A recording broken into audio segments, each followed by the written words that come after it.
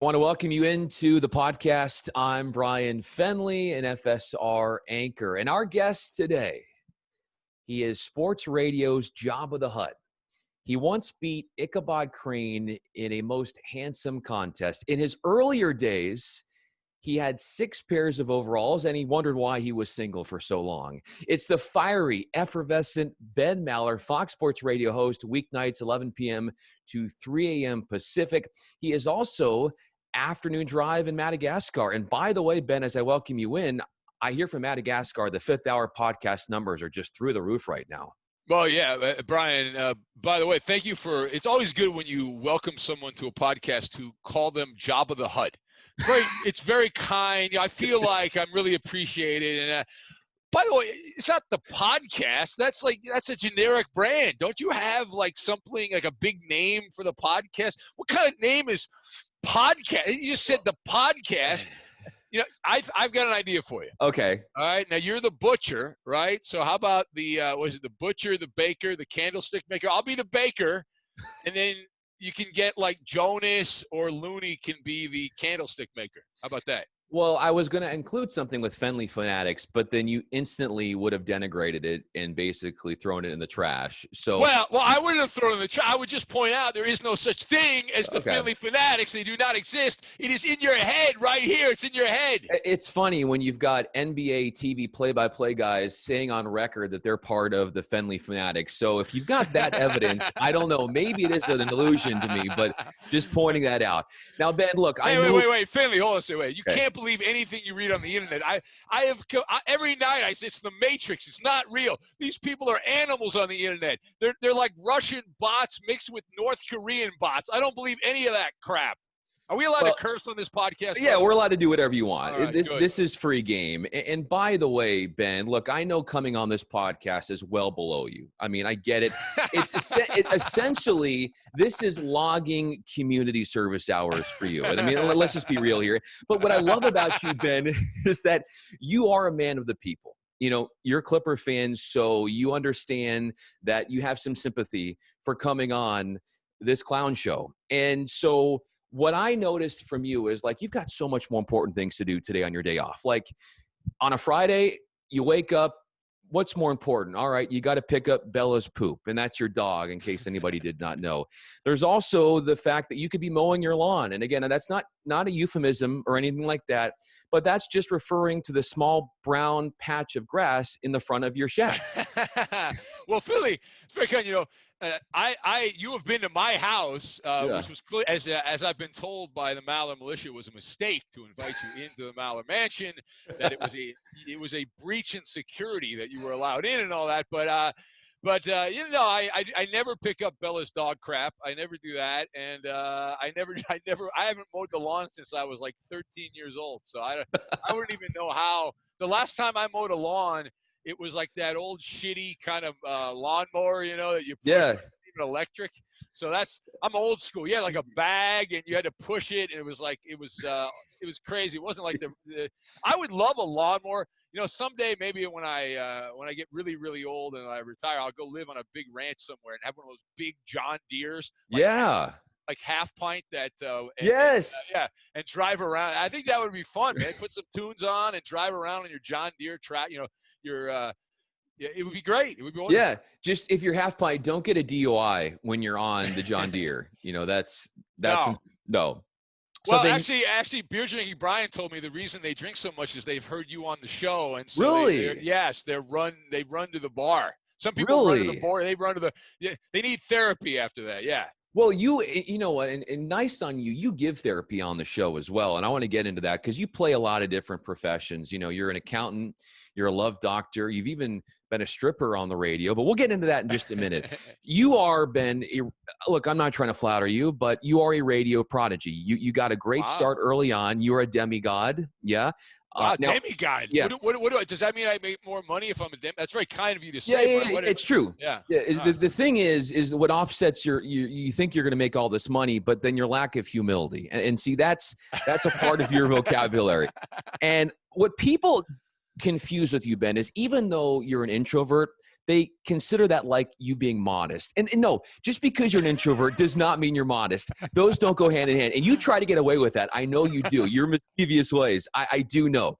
Yeah, But no. Listen, anybody that really, you don't really, you kind of think you know me, Finley, a little bit, but I'm a humble man. I'm of humble origins, very disheveled. I was born on the wrong side of the tracks in Orange County, California. There's a lot of impoverished people yeah, in Orange County, California. There's not a lot of money there. It's not the crime rates through the roof. I mean, I got to tell you, man, it was tough.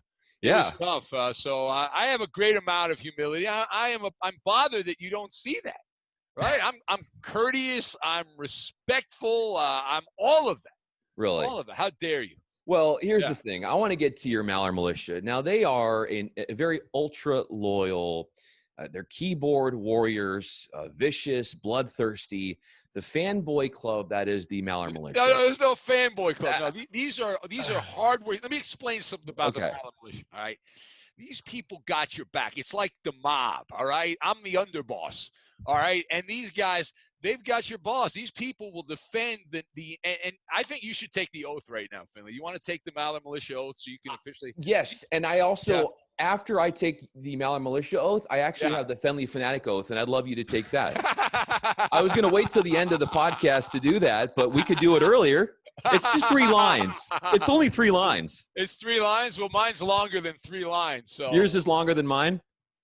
Never. Well, yeah. Well, that's there's a joke there. But, yeah. I don't know if we can say that anymore because everyone's offended by everything these days. But all right, so here we go, Finley. Put your arm up in the air. Say right here, like that. All right. Okay. I state your name. I, Bryan Fenley. Do solemnly swear. Do solemnly swear. That I will support and defend. That I will support and defend. The Ben Mallard Show. The Ben Mallard Show. Against all enemies. Against all enemies. Including myself. Including Ben Mallard. No, that's not what you screwed up. You said myself. No, you just said myself. No, but that's you. You're supposed to repeat you just after said myself. Me. You know what? You don't get to finish the oath. You violated the oath. You're not in the militia. How dare you?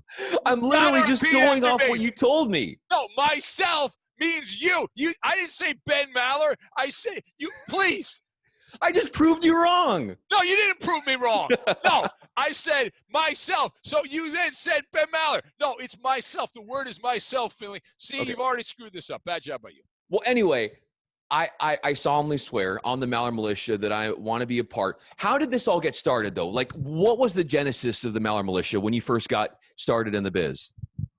Well, it started in the early days of Fox Sports Radio. I was doing the overnight show, and we had a group of wacky people that called the show, and there was actually a guy in Michigan who, funny enough, was named Jihadist John. He was a big caller. Actually, he wasn't even really a caller as much as he would send in, like, we used to have the text line before before Twitter. This is a long time ago, and so he would send stuff in. He'd email me a lot, content for the show, and he coined it, and then he left a few years ago. He stopped. He was all upset because his teams didn't win. And so he just stopped. Seriously, the guy, Jihadist John, from what I understand, I don't know this to be true, but I was told that he said if his teams, he was like a Lions fan and, fan of the Detroit teams. And if they didn't win by a certain point, that he was just going to stop watching sports altogether, like a certain milestone in his life. And he did. And he just left he is a big sports radio consumer and all that. He just left. He just quit sports. That was way before it was cool to quit sports. That was way before the protesting and all that made it cool. Yeah. Or Blair in Maine. Blair in Maine. I know he's debating about quitting the show. And See, but here's the thing I don't understand. Like, Finley, and this is the same thing with people that, you do radio, people come and go. They, we're there, but people's lives change. People listen when they're, when it's convenient, right? I mean, that's when you listen to a radio show. It's because you're in the car, you're at work or whatever, you're bored at night. But like, I've never understood like Blair, the neurosis of announcing your leave. Just leave. I know it doesn't make any sense. If I'm not going to a rest, I love Tito's Tacos in LA. I love Tito's. I used to go there all the time when I lived in, closer geographically desirable. I used to go all the time. But if I stopped going to Tito's. I'm not going to go to the restaurant and announce, I used to like your restaurant, Yeah. but I'm not going there anymore. I don't like what you did with the menu. I mean, who does that? I mean, seriously. No, exactly. I want to take a moment to thank one of our sponsors on the podcast, Pepto-Bismol. Once thought only for medical usage, but thanks to the Mallard Militia, it is also a tasty delicatessen. That's not a real Pepto-Bismol. commercial. This is brought to you by Geico, because everything I say is brought to you by Geico, right?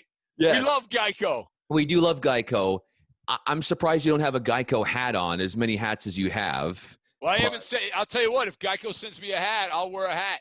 Yeah. I will wear almost any hat there's like 1% of hats that I will not wear.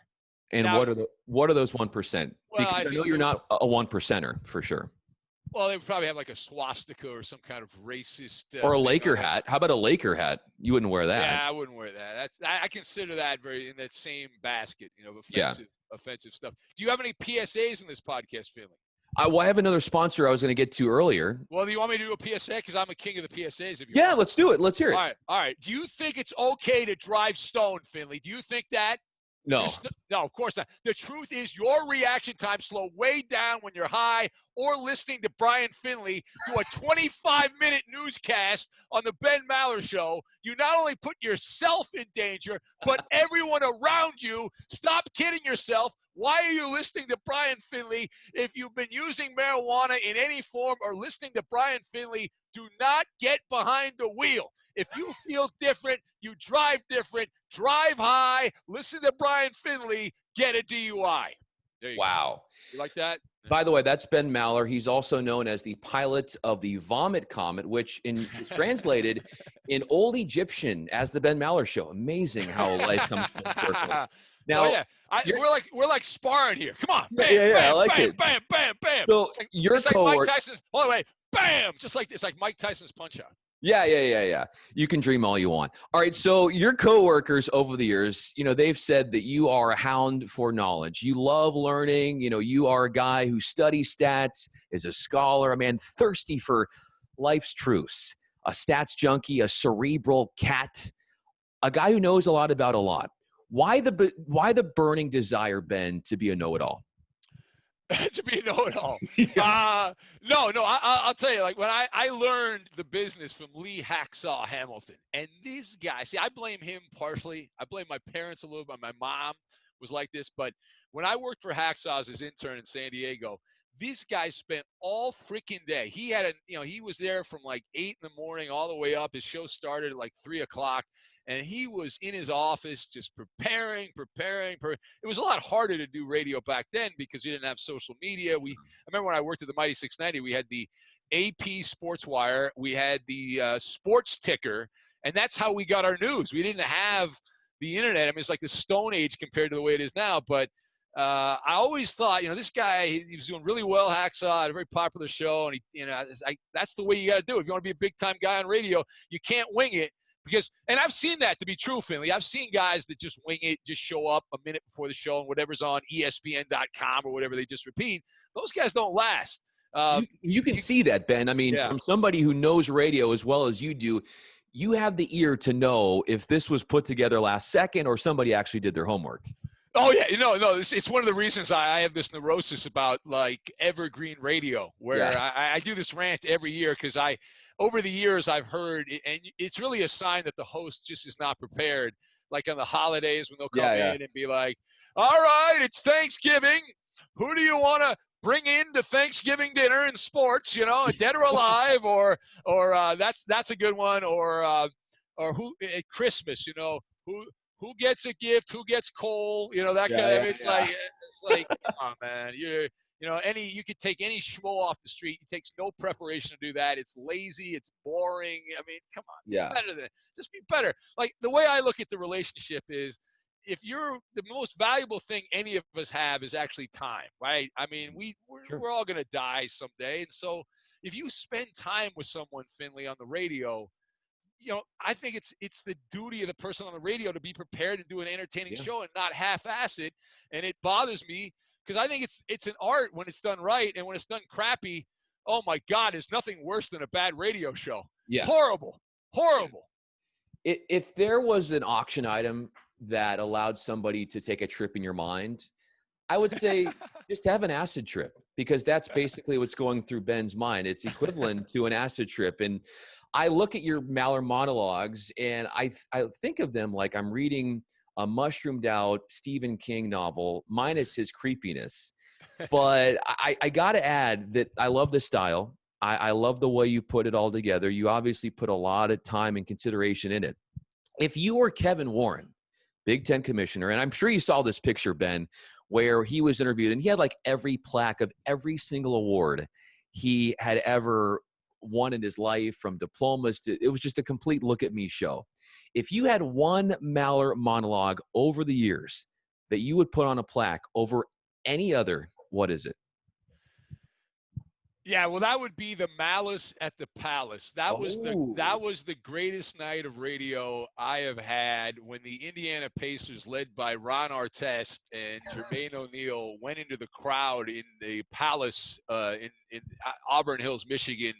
It was a Friday night, and I was doing the weekend overnight, and I came in there. We were on the Pistons station and the Pacers station. And I hate doing one topic radio, but I did the entire show. And the show was 5 hours live radio in those days. And I did 5 hours. I did Zapruder film style coverage, breaking down every frame. That was an amazing night, because I'd never seen anything like that, where, you get a player going into the crowd, attacking a fan. I mean, I guess it had happened, but to see the visual, the way it played out on national TV was wild. And then we had a great time with that. And then I am told now, Finley, that's my personal favorite. Mm-hmm. But a lot of these wackadoodles in the militia, they love when I come in after the Dodgers lose a World Series. I was literally going to say that. That was the one I was going to bring up. Yeah. Yeah. I was really pissed off. In 2017, when the cheating Astros and Jose Altuve beat my Dodgers, I was – and they didn't really beat them because they cheated to win the. I didn't know at the time they were cheating, but yeah, that was painful, because I really thought they were going to win Game 7, and they were obviously they were stealing pitches from Yu Darvish, and they knew what pitch was coming, and they jumped on him, and they won the game, but they didn't actually win it because they're frauds and they're cheaters, and cheaters don't win. So. Yeah, that's a great point. I want to take a moment to, again, acknowledge one of our sponsors on the podcast, Mike's Catheters. If Ben can do a 4-hour show, you can hold it too. Try Mike's Catheters. Easy to use and operate. Just grab a buddy next to you to help secure it. So on that note, Ben, you've given a lot of advice on the radio. We talked about you being a therapist, a love doctor, an accountant, an attorney, a teacher, a stripper, maybe, although I hope not. You want me to strip right now? No, that's okay. Okay. It's okay. It'll help the downloads. Yeah, it will. Well, you know what? Whatever it takes. Wait. Help the downloads on the podcast. Yeah, exactly. Yeah. Well, I'll let you think of something creative to title it. You've had doctors call into the show, and I think of one prestigious doctor who calls in regularly, and Doc Mike. That's right. A man who spreads the gospel of urine therapy to the Mallard Militia and to yourself. How has his information here been helped you with your skincare? Yeah, I've known Doc for 20 years. I've met Doc Mike. I actually met him back in the day, and when I hear Doc, and I like Doc, I think Doc's a good person. He means well, and he really thinks he's helping people, and maybe he is. But it's wild. Like, I've seen him in different eras, because I've known the guy as a caller for 20 years, and I remember when Fox Sports Radio started, we were on The Score in Chicago, which is just a blowtorch radio station all over the middle part of the United States. And this was like a big station, and Doc, local Chicago guy, he would call up, and that was back in the the Bond steroid era and all that stuff. So he would call up and he'd do these rants. That, as much as he talks about piss right now and urine therapy and all that, he would be talking about steroids, and he would read all the horrible things that steroids cause and all that stuff, all the problems. But he just goes from one thing to another, man. He's ridiculous, is what. Ben, the most disturbing phone call you've ever taken, what is it? Well, Brian, I want you to know that I'm trying to be more relatable to the podcast listeners. So I've taken out the headphones that I had on. So I've nice. decided to take them up. I should have probably said nothing to see if anyone could figure out why I'm no longer wearing headphones and I'm just talking organically. But to answer your question, Bryan Fenley, Oakley Dokley Doo, the Butcher, Wonder Bread, and all the nicknames. You forgot an important one, Ben. You forgot the most important one of this. What's that? The Butcher? No. No. By the way, that leads me into something I wanted to do. Well, I haven't answered the first question. Wait raise your hand. Answer the question. All right, raise your hand. State your name. I, Ben Mallard. Promise to defend the Commonwealth at all costs. Promise to blah, blah, blah, blah, blah, the Commonwealth. Okay. To commit to spreading the good word from coast to coast and in the air everywhere. Well, you can't use that. No, I know that's my line. You can't use in the air. You didn't trademark it. You don't trademark it. I'm going to call my lawyer right now. I'm going to call my lawyer, Robert Shapiro, right now. All right. I thought you were a lawyer. You've told me you practice law on the radio. Yeah, I do. The law firm is Mallard Mallard. Yeah. Okay, so you should be able to handle this yourself. Well, no, I'm going to bring out outside legal counsel is what I'm doing. Okay. I'm putting my hand down, by the way. Okay, yeah. So help me, Ned Flanders was the end of it, but okay, yeah. Oh, help me, Ned Flanders. There you go. Yeah.